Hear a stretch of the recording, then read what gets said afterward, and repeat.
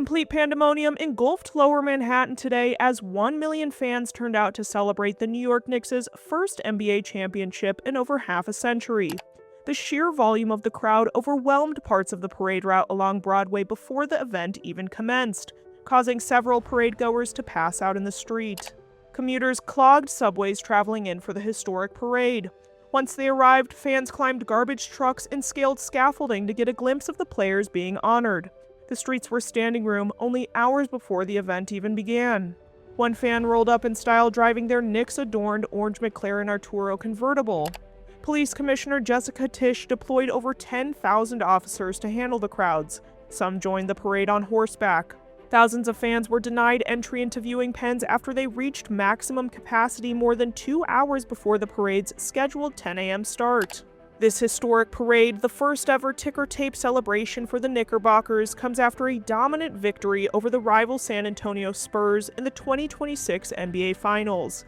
It marks an incredible turnaround under head coach Mike Brown, who was hired just last summer to replace longtime coach Tom Thibodeau. In his very first year at the helm, Brown led the Knicks to a 53-29 regular season record to finish third in the East before completely tearing through the postseason with a stellar 16-3 playoff record. Fans gave a thunderous applause to key role players like Landry Shamet, Miles McBride, Jose Alvarado, a native New Yorker born and raised in Brooklyn, and Mitchell Robinson, the longest-tenured Knick who has spent his entire 8-year career with the franchise.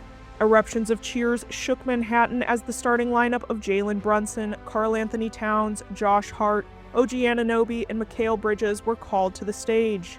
Towns was spotted riding a float holding a lit cigar in one hand, the Eastern Conference Championship trophy in the other, and proudly displaying a Dominican Republic flag to represent his roots. At the absolute center of the celebration was Finals MVP Jalen Brunson, who rode a float alongside his wife, Allie Marks, and their daughter, Jordan. Brunson secured the title with a spectacular 45-point performance in Game 5 on June 13th, capping off a series where he averaged 32.6 points, 4.6 assists, and 4.2 rebounds per game. When he stepped to the podium at City Hall, the crowd showered him with deafening chants of MVP. The ceremony at City Hall was a star-studded, emotional affair kicked off by Hell's Kitchen native Alicia Keys greeting the raucous crowd with a rendition of Billy Joel's New York State of Mind, before smoothly transitioning into her iconic anthem, Empire State of Mind. New York City public advocate Jumaane Williams openly apologized to Brunson for doubting his free agent signing, shouting to the diverse crowd that the Knicks brought everyone together.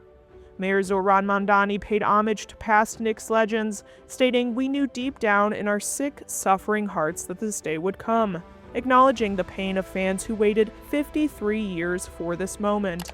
The mayor then presented the players, coaching staff, and front office with ceremonial keys to the city. An awkward moment ensued when Mamdani handed a key to Knicks and MSG owner James Dolan, resulting in a tense handshake. Dolan had previously criticized the mayor regarding security around Madison Square Garden during the finals run. However, when Dolan took the podium, he focused on the fans, stating, "Thank you for waiting 53 years.